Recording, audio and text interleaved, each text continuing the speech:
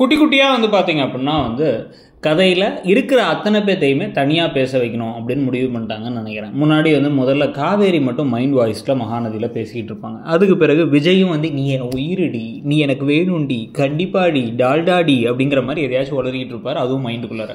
இப்போ கடைசியாக மூணாவதாக ஒரு ஆளை சேர்த்துருக்காங்க. யார் அப்படின்னு வந்து பார்த்தீங்கன்னா அந்த முக்கோண காதல் கதையாக முன்னாடி இந்த கதையில் இருந்துச்சதா இருந்தார்ல நிவின், அவரையும் அப்படியே பைக் ஓட்டிகிட்டே சிந்திச்சுக்கிட்டே ஓட்டுறாரு. வந்து நம்ம தான் தப்பு பண்ணிட்டோம், நம்ம அதை உண்மையை யமுனா கிட்ட சொல்லியிருக்கக்கூடாது, யமுனா கிட்ட சொன்னதுனால தான் இவ்வளோ பெரிய பிரச்சனை ஆயிடுச்சு, நம்மளே சேர்த்து வச்சிடணும், நம்ம அதை கண்டிப்பாக சாதிச்சே தீரணும் அப்படின்னு வந்து முடிவு பண்ணி நேராக கிளம்பி எங்கே போகிறாருன்னா விஜயோட ஆஃபீஸ்க்கு போகிறாரு. விஜய் இப்போல்லாம் எப்படி இருக்காருன்னா ஏற்கனவே காவேரி அப்படின்ற நிலைமைக்கு போயிட்டாங்க. விஜயும் வந்து எப்படின்னா ஒரு ஒரு படத்தில் இருக்கான காமெடி தான் இருக்கும். ஒருத்தர் பேசிக்கிட்டே இருப்பார், வாங்க அப்படியே வண்டியில் ஏறிட்டே பேசலாம் அப்படின்னு, பின்னாடி அரசு மனநல காப்பகம் அப்படின்னு சொல்லிட்டு ஒரு வேன் நிற்கும், அந்த வேனில் ஆம்புலன்ஸில் ஏற்றி கூட்டு போவாங்க.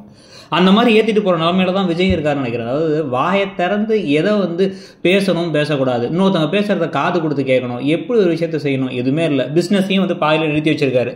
பெரிய ப்ராஜெக்ட், அது கிளைண்ட்ஸ் எல்லாம் இருக்காங்க, ஆனால் எல்லாத்தையுமே வந்து காவேரி திருப்பி வந்து எம்டி சீட்டில் உட்காந்தப்பறம் தான் ஆரம்பிப்பாராம். இதுக்கு பேர் காதலா இல்லை தற்கொலைத்தனம்? ஏன்னா இவரை நம்பி அத்தனை பேர் பிஸ்னஸில் வேலை பார்த்துட்டு இருக்காங்க. பிஸ்னஸையும் பர்சனலையும் ஒன்று சேர்க்கறதுங்கிறது எவ்வளோ பெரிய முட்டாள்தனத்தங்கிறத அப்படியே தெல்ல தெளிவாக வந்து இவரை வச்சு காமிச்சிட்டு இருக்காங்க. ஆனால் வந்து ஏதோ வந்து காதல் காவியம் மாதிரி காமிச்சிட்டு இருக்காங்க ஒரு பக்கம்.